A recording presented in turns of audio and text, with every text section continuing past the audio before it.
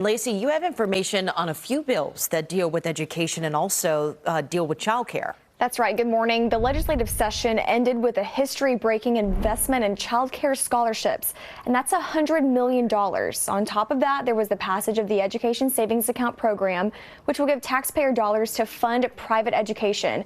And there was also an over $8 billion boost to public education. Among other major bills, Texas senators celebrate the additional $10 billion of relief from your school property taxes this year that they and lawmakers in the House passed this session. That's on top of the record property tax cuts from 2 years ago. The homestead exemption for most Texas homeowners will rise from $100,000 to $140,000. For people over 65, the homestead exemption will rise to $200,000.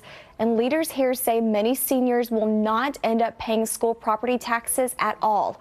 Exemptions for businesses for business property taxes will also rise from $2,500 to $125,000 next year.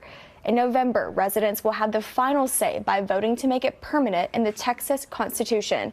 Another priority bill headed to the governor's desk will inject a record $8.5 billion in new money for the state's public schools. About half of that, which is $4.2 billion, will go toward permanent pay raises for teachers with 3 or more years of experience. The legislature is also sending school districts an extra $500 million to give pay raises to entry-level teachers and non-administrative staff. And back to the Education Savings Account program, that will allow families to use vouchers to send their child to private school.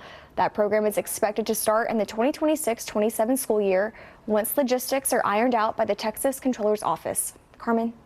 Lacey, thank you so much. Thank you for breaking all of that down for us. Well, in all, 6,500 bills were introduced. Now, Lacey mentioned a few that have passed, but I want us to look at some more that we're following for you right now.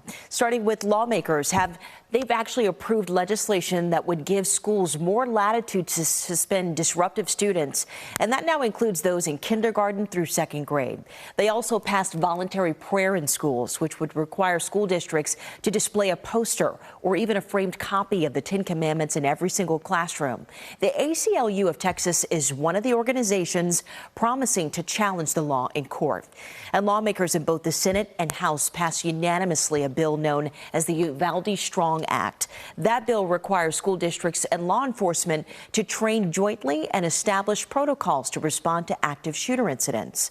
And that's not all. Madison, today, Governor Greg Abbott is signing into law a bail reform bill as well. Yeah, that's expected to happen in Houston. And in fact, he's going to be doing that alongside Lieutenant Governor Dan Patrick. That bill specifically requires judges to deny bail in more criminal cases and also prosecutors a chance to appeal judges' decisions on bail. Now, other major bills include the ban on THC in Texas. And we've got a full breakdown on all the bills that have made it through the legislature online at cbsnewstexas.com. And of course, we're going to continue to cover these stories on air and online as those bills become law and the state starts feeling the changes.